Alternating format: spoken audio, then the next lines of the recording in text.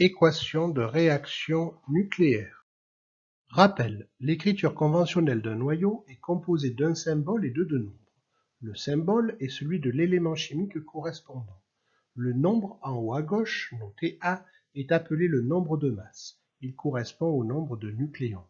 Le nombre en bas à gauche, noté Z, est appelé numéro atomique. Il correspond au nombre de protons. Le nombre de nucléons est égal à la somme des protons et des neutrons. Les particules. L'écriture conventionnelle d'un noyau, telle que celle du noyau d'hélium 4, permet de déterminer son nombre de nucléons, égal à 4, et son nombre de protons, égal à 2. D'autres particules, telles que l'électron ou le positon, s'écrivent conventionnellement sur le même modèle. Pour ces particules, le nombre en haut à gauche représente toujours le nombre de nucléons, mais le nombre en bas à gauche correspond au nombre de charges élémentaires. Par exemple, l'électron n'est pas composé de nucléons, d'où la valeur 0, et il porte une charge électrique élémentaire négative, d'où la valeur -1. Le positon n'est pas composé de nucléons et porte une charge élémentaire positive, d'où la valeur 1.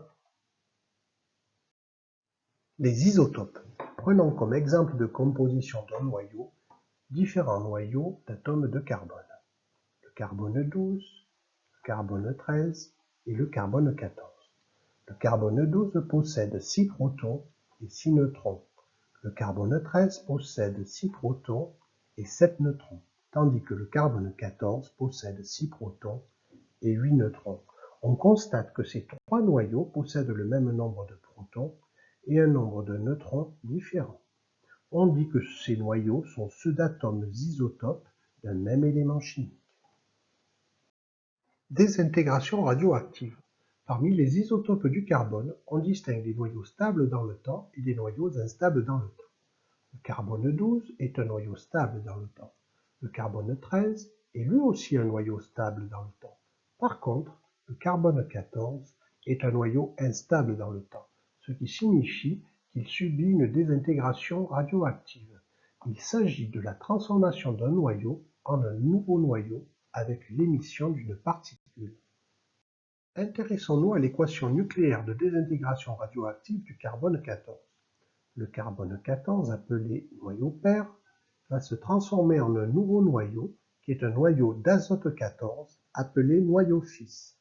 Cette transformation s'accompagne de l'émission d'un électron, qui est une particule. Loi de conservation. On constate que les éléments chimiques ne sont pas conservés, puisque l'élément carbone est consommé et que l'élément azote est produit. En revanche, on constate que le nombre de masses du noyau père est égal à la somme du nombre de masses du noyau fils et de celui de la particule. On dit qu'il y a conservation du nombre de masses. On constate aussi que le nombre de charges du noyau père est égal à la somme du nombre de charges du noyau fils et de celui de la particule. On dit qu'il y a conservation du nombre de charges. Exemple. Intéressons-nous à l'équation nucléaire de désintégration radioactive de l'oxygène 14. Le noyau d'oxygène 14 se transforme en un noyau d'azote 14 avec l'émission d'une particule que l'on se propose de déterminer. Recherchons les nombres de masse et de charge de la particule. Appliquons pour cela la conservation du nombre de masse à notre équation. Le nombre de masse du noyau père 14 est égal à la somme du nombre de masse du noyau fils 14 et celui de la particule x. On obtient la valeur x égale à 0. Appliquons maintenant la conservation du nombre de charges à notre équation. Le nombre de charges du noyau père 8 est égal à la somme du nombre de charges du noyau fils 7 et celui de la particule y. On obtient la valeur y égale à 1. Ainsi, la particule inconnue possède un nombre de masse x égale à 0 et un nombre de charges y égale à 1. La particule inconnue possédant un nombre de masse x égale à 0 et un nombre de charges y égale à 1, parmi les trois particules qui nous sont proposées, nous identifions que cette particule est un positon. L'équation de réaction nucléaire s'écrit donc oxygène 14 donne azote 14 plus positons. À retenir, l'écriture conventionnelle d'un noyau ou d'une particule est la suivante, où A est le nombre de masses et Z le nombre de charges. Les noyaux isotopes sont tels que ils possèdent le même numéro atomique et des nombres de masse différents. La désintégration radioactive correspond à la transformation d'un noyau instable en un nouveau noyau avec émission d'une particule qui peut être un noyau d'hélium 4, un électron ou un positon. L'équation de désintégration radioactive, telle que celle de l'oxygène 14 en azote 14 avec émission d'un positon, respecte la conservation du nombre de masses et la conservation du nombre de charges. Réalisons un petit test de 3 questions. Mettez en pause lorsque le symbole suivant s'affiche pour prendre le temps de répondre. Question 1. Choisir la bonne réponse. La représentation symbolique d'un positon est... La bonne réponse est la réponse B.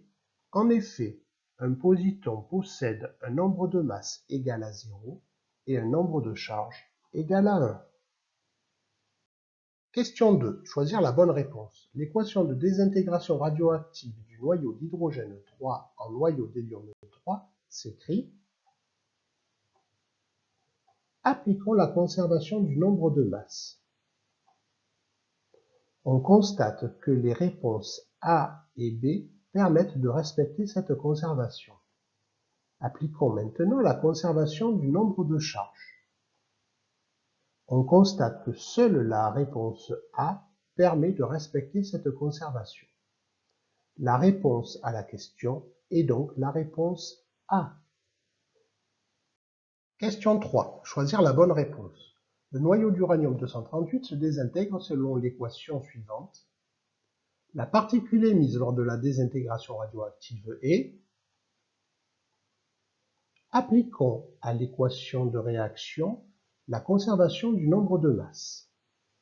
On obtient alors pour le nombre de masses X de la particule émise la valeur 4. Appliquons maintenant la conservation du nombre de charges.